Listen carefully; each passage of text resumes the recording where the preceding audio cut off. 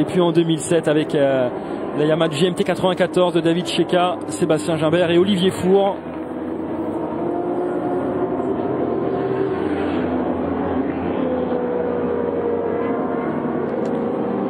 Vincent Philippe qui est toujours en course pour aller, enfin il n'est plus en course mais il est toujours en course pour aller chercher sa 8e victoire au Bol d'Or, ce qui ferait de lui le recordman de victoire dans l'épreuve.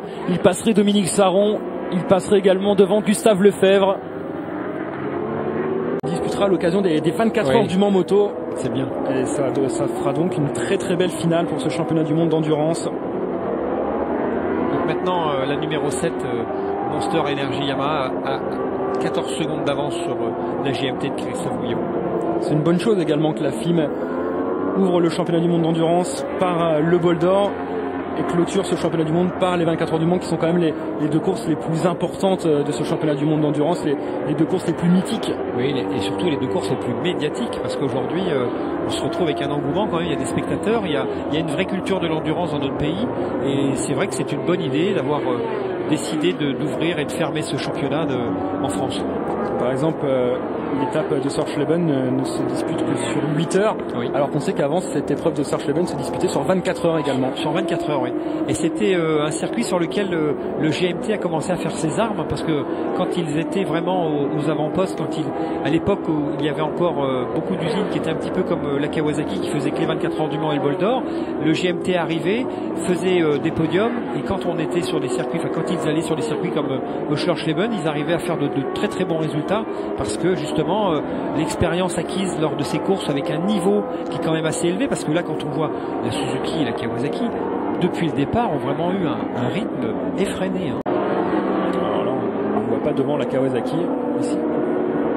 Il va passer la Kawasaki, donc elle va marquer la fin de la course. Oui, mais là on n'a pas vu Anthony Delal devant la Kawasaki. Enfin, toujours est-il qu'Olivier Four, voilà, ça en est terminé pour le temps réglementaire. Les 24 heures de course. Remporté. Olivier Four négocie la dernière chicane et la victoire pour la Kawasaki numéro 11 du team SRC. Bravo. La 3e victoire au Bol d'Or pour Olivier Four après ses précédents succès en 2007 et en 2009 avec Yamaha et Suzuki. Quelle belle image. Qui partage son émotion avec ses coéquipiers, avec Julien Dacosta et Grégory Leblanc. On a vu la joie également dans le stand Kawasaki avec le team manager Gilles Staffler.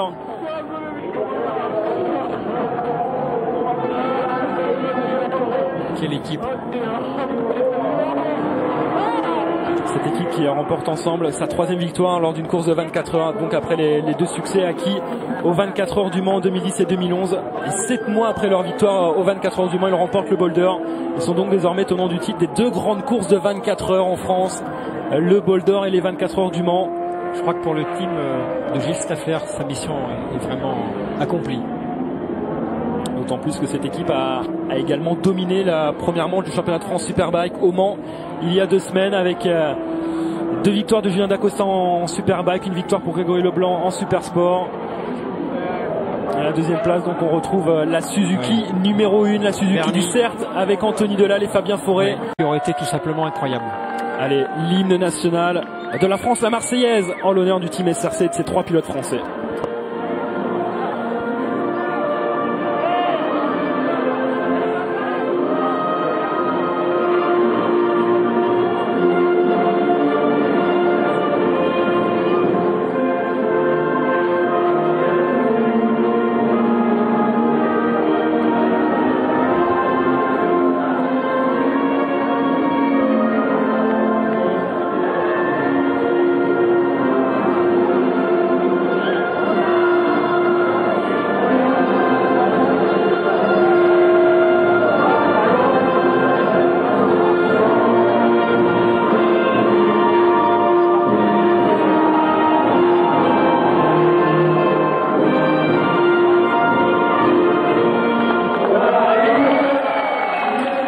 Le sourire de Valentin Debise, de Benjamin Delegue et de Fabrice Olube, vainqueur de la catégorie Stock Sport.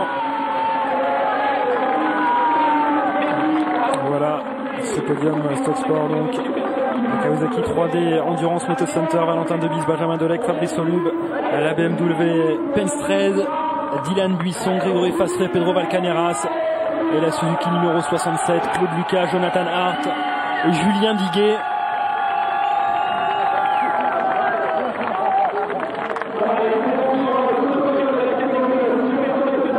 y a eu de la bagarre pour la victoire et le podium. Au classement général, il y en a eu également, Jean-Marc Delétang, dans cette catégorie Stock Sport. Ah oui, depuis le début, il y avait vraiment eu une grosse bagarre. Effectivement, à l'arrivée, ce ne sont pas ceux à qui on pensait dès le départ, mais voilà encore une fois le résultat de ces fameuses courses d'endurance où malheureusement il y a eu beaucoup de faits de course qui ont fait que les favoris ont disparu rapidement. Et là aussi la belle opération au championnat de cette Coupe du Monde FIM Stock Sport, c'est pour le team BMW Penske 13 qui avait terminé bien placé de la Coupe du Monde la saison dernière, une Coupe du Monde qui a été remportée par la numéro 50 en 2011 par l'équipe Motor 7 de Marc Mautré et d'Hervé Moineau, qui a connu pas mal de déboires lors de ce bol d'or, qui marque tout de même quelques points, parce qu'il y a un nouveau barème de points cette saison en endurance.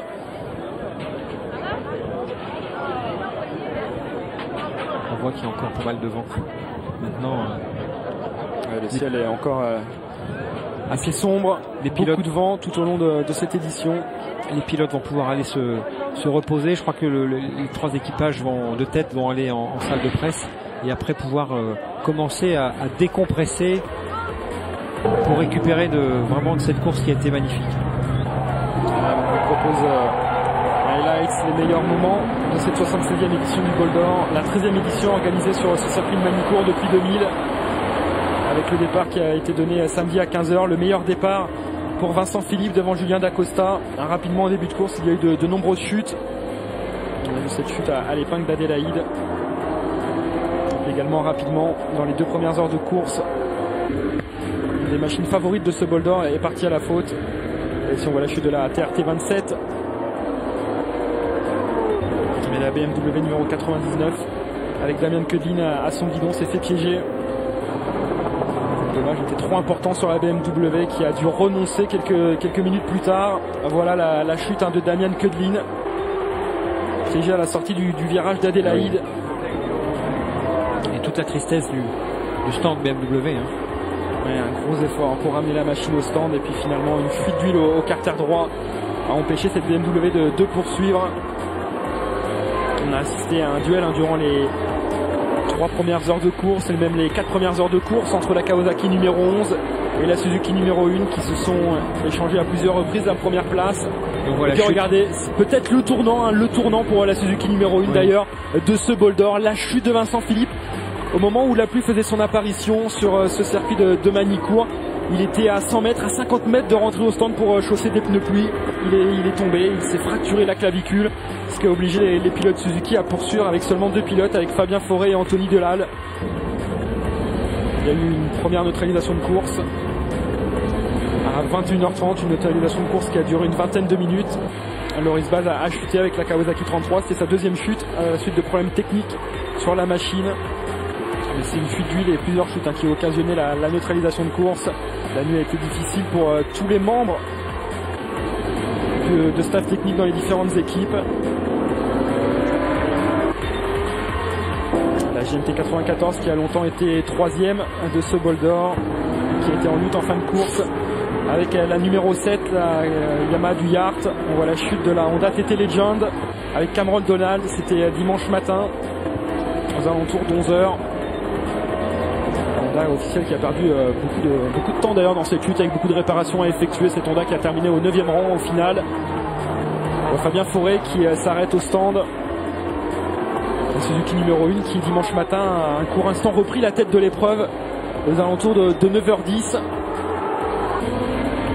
La Suzuki numéro 1 est resté une petite heure en tête de l'épreuve, réussissant une énorme nuit pour les 2 pilotes Anthony Delal et Fabien Fauré. Un tour de force impressionnant de la part de ces 2 pilotes qui avaient été rétrogradés à la 5e place de la chute de Vincent Philippe et qui sont remontés jusqu'à mettre la pression à cette Kawasaki numéro 11 jusqu'à la fin. Malheureusement ils ont dû s'incliner sur la fin face à la Kawasaki numéro 11 qui s'impose au final avec un tour d'avance sur cette Suzuki numéro 1. Et dans la dernière heure, surtout, on a assisté à une superbe bagarre pour la 3e place. 3e place remportée par la Yamaha du Yart. Grâce à Igor Yerman qui a dépossédé la 3e place, David Cheka sur la Yamaha.